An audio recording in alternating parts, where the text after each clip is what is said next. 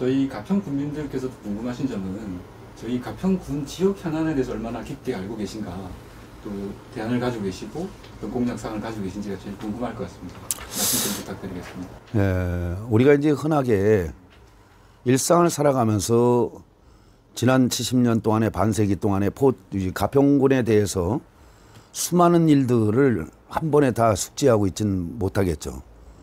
그러나 가장 중요한 걸림돌이 되고 있는 건 알고 있습니다. 옛부터 치산치수라고 물과 산을 잘 다뤄야지 그 나라가 부강할 수 있다고 하는데, 이로 인해서 가평이 지금 피해를 보고 있는 지역입니다.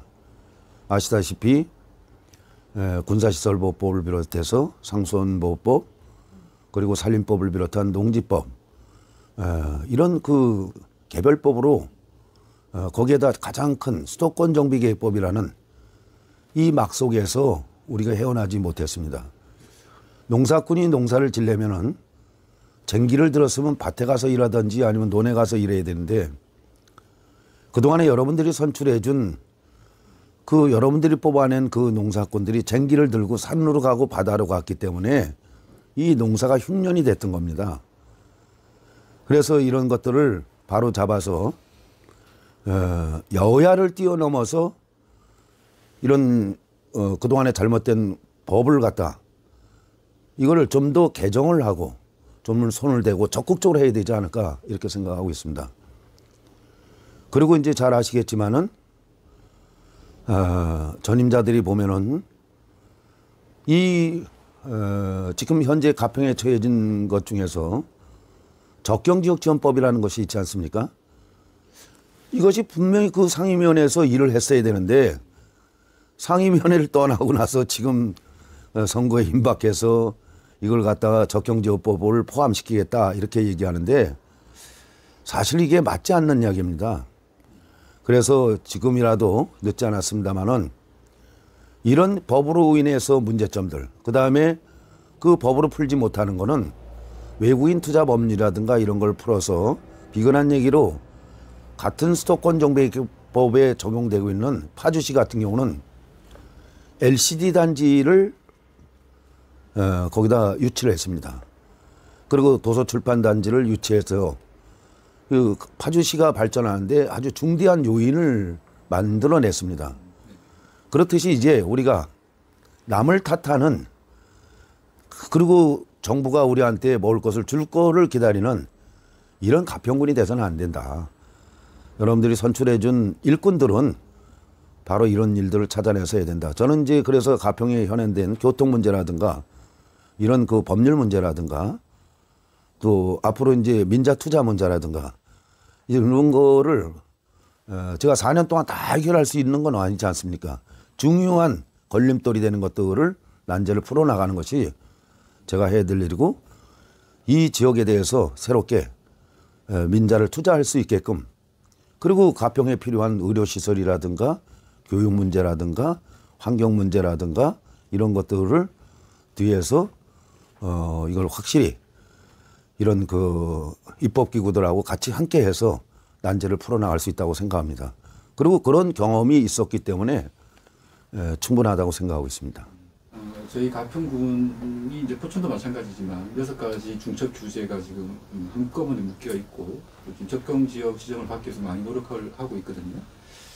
그러한 상황인데 이 중첩 규제를 푸는 것이 이렇게 말처럼 쉽지는 않을 테고, 그렇다면 대안으로서 관광지구 특별구역으로 지정을 받는다든지 새로운 지원 특별법에 의한 지원을 받아내는 부분, 이런 부분들에 대해서 혹시 생각이 좀 있으신지? 예, 그거는 이제 아까도 제가 농사를 비교해서 얘기를 했습니다만은 그 일을 하기 위해서는 그 상임위원회에 반드시 가야 됩니다. 농사꾼이 농사를 지려면 밭으로 가든지 논으로 가야 되듯이 관광에 대한 거는 가평에서 빠질 수가 없죠. 관광은 다시 말하자면 농업하고도 연결이 돼 있고 주민들의 안정된 소득하고도 다 연결이 돼 있기 때문에 관광 특구 지역에 대해서는 어떤 문제든 간에 이거 풀어나가야 됩니다. 그리고 그런 거를 한쪽으로만 안 됐을 때는 주변하고 같이 연계시켜서 좀 풀어나가도록 제가 적극적으로 이 문제에 대해서는 관심을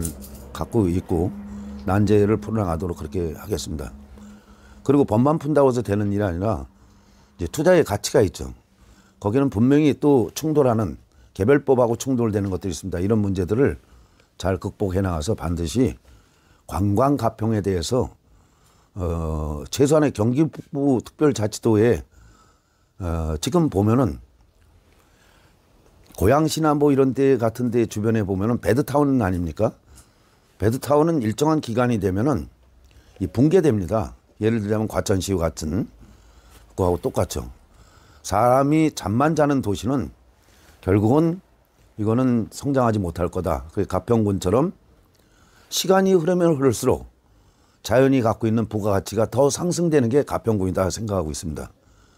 그래서 이거를 그렇다고 해서 자연만 계속 다 붙들고만 있으면은 우리가 소득이 없기 때문에 문제가 생기기 때문에 이 문제를 법률적으로 풀어나가면서 다시 누가 와서 투자를 하게끔 어떻게 투자를 하게끔 만드냐에 따라서 이것이 성장할 수 있기도 하고 아니면 다시 뇌사 상태에 빠질 수도 있다 이렇게 생각하고 있습니다. 그래서 이 문제를 저는 충분히 극복할 수 있다고 그렇게 보고 있습니다. 저희 가평에 최대 현안을 어떻게 좀 파악하고 계시나요? 가평은 앞으로 더 잘 되지 못할 굉장한 위기가 있어서 가평에 더 기여할 일이 있겠다라고 생각합니다. 즉 뭐냐면 가평은 지금까지는 많은 사람들이 옛날에 대성리 강변가이제 이런 걸 통해서 많이 저절로 찾아옵니다. 그런데 세상이 넓어졌습니다. 물리적인 것도 넓어졌지만 생각도 넓어져서 지금 가평은 수도권에 있는 사람들의 수도권끼리의 경쟁이 아니라 강원특별자치도와의 경쟁으로 가장 최일선에 인접해 있는 곳입니다. 즉 가평 다음이 춘천역이라는 건데 예컨대 2027년이 되면 KTX 강원선이 개통이 됩니다. 사람들은 흔히 춘천 속초 노선이라고 생각하지만 그 KTX 고속철도는 처음에 경춘선이 이걸 염두에 두고 만들어진 거라 고속철도화 되면서 서울서부터 속초까지 1시간 39분 만에 주파하게 됩니다.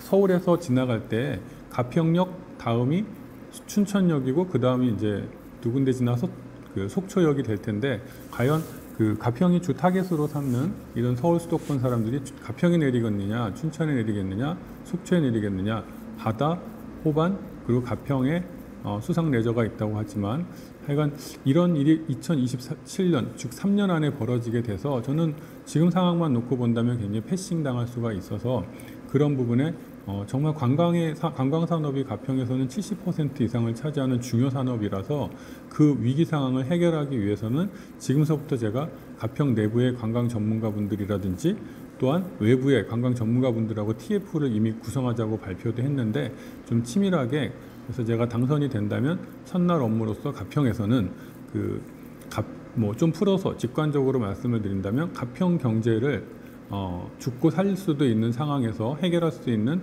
TF를 정식으로 발족해서 3년 안에 가평이 패싱당하지 않고 오히려 더 많은 사람들이 오도록 하는 그런 일을 풀어볼 계획입니다.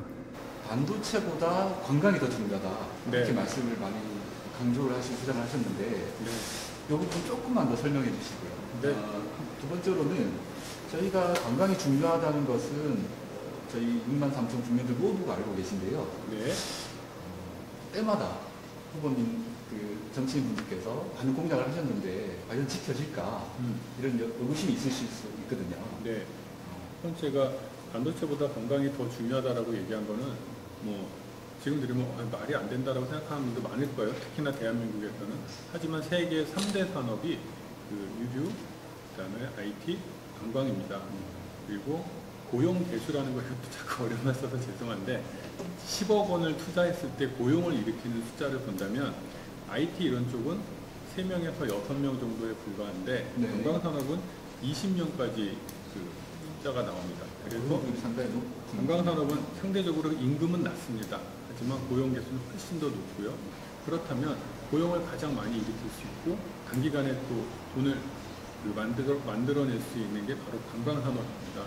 쉽게 예를 든다면 3,000객실 내지는 5,000객실의 호텔을 만들어서 테마파크라든지 사람들이 이용하게 한다 그러면 흔히 똑같지는 않지만 흔히 그 객실의 숫자만큼 고용을 일으킨다 그래요. 5,000객실에 5,000명을 고용했을 때 가족까지 약 2만 명 정도로 먹여 살리면서 거기에 뭐 연결되는 이제 다른 사업체들까지 한다면 그런 이야기들이 과연 지켜질까라는 것들이 그 질문을 제일 저도 많이 받아요. 기존의 정치인들이 어떻게 했는지 하여간 뭐 저도 같은 생각이었기 때문에 그럼 너 건신일은 어떻게 지켜질 거냐라고 얘기했을 때 제가 그 발버운 경력을 토대로 말씀드려야 될 것 같아요. 즉 저는 국회 재경위에서도 연구위원을 했었고요. 그 말은 뭐냐면 국회 재경위가 이제 지금의 기재위인데 기재위에서는 전국 단위에서 올라오는 그 예산 같은 것들을 배분한다거나 아니면 심사한다든지 이런 일들을 하기 때문에 아까도 처음 시작에 말씀드린 것처럼 가슴은 가평, 포천에 두더라도 머리는 재경위, 즉 기재위 공무원들의 사고방식으로 그 어떤 걸 제안한다거나 자료들, 레퍼런스들, 논리들을 만들려고 합니다. 그래서 방금 말씀드린 것처럼 그 예를 들면 우리 지역이 못 살아서 관광으로 일어나게 할 테니 지원해 주세요. 이 이야기는 229개의 기초단체들이 거의 다 하는 얘기예요. 근데 그걸 딱 집어서 가평은 공연 관광 쪽으로 이러이러한 강점들이 있고 수상 레저타운에서 쓰는 유류세 같은 것들은 외국인들도 많이 이용하기 때문에 관광 호텔의 영세율, 외국인 대상으로 영세율을 하듯이 외국인들 쓰는 이런 유류에 대해서는 만약에 영세율을 적용한다면 외국인들 대상으로 더 요금이 낮춰지면서 더 많이 오게 하는 효과를 낳을 수 있다. 이렇게 구체적으로 가평만이 얘기할 수 있는 콘텐츠로 이야기를 한다면 그 예산을 심사하는 공무원들, 특히나 결정권이 제일 센 기재부 공무원들한테도 좀 다르게 접근할 수 있을 것입니다. 구체적인 질문을 하나만 좀 더 이어서 드리겠습니다. 저희가 콘텐츠가 부족해서 체류형이 잘 되지 않는다. 당일 여행으로만 가평을 지나가기만 한다. 이런 말씀들 많이 주시거든요. 체류형이라는 굉장히 좋은 말씀 주셨는데 그거는 가평뿐만 아니라 전국 모두가 안고 있는 체류형 관광에 대한 숙제입니다. 즉 우리나라에 오는 외국인들도 하루라도 더 있게 가야 하루만 있을 때는 뭐 78,000원인가 그런데 이틀 있게 되면 하루 자야 되기 때문에 그 돈이 20만 원으로 2배 이상 넘어간다. 그래서 체류형이 모든 지자체라든지 또 한국관광공사의 숙제이기도 한데 그렇다면 체류할 수 있게 만들어지는 이유를 해주는 게 가장 중요하겠죠. 그 지역에 맞는. 그래서 예를 들면 가평에는 저는 수상 레저의 메카라고 해도 좋을 만큼 좋은 그 요즘에 뭐 바지도 있고 또 수상 레저 타운들이 있는데 이분들이 안타까워하는 것 중에 대화를 나눠보면 하루 자고 가게 할 수 있는 게 거의 없다 보니 설령 잔다 그래도 저녁에 술만 막 마시다가 그냥 아침에 막 깨고 그냥 간다는 거예요. 그게 아니라 제가 제 명함에도 공연 관광으로 가평 관광을 살리겠다라고 써놨는데 그러니까 구체적으로 공연 관광으로 가평 그 경제를 살리겠습니다라고 써놨는데 왜냐하면 가평은 뭐 천혜의 자원이 나쁘다는 게 아니라 천혜의 자연 관광이라든지 무슨 디즈니랜드가 있어서 사람들이 오게 하는 거는 다른 나라나 지역에 비해서 밀리지만 가평은 공연을 할 수 있는 자라섬이나 또 남이섬 같은 좋은 인프라들이 갖춰 있습니다.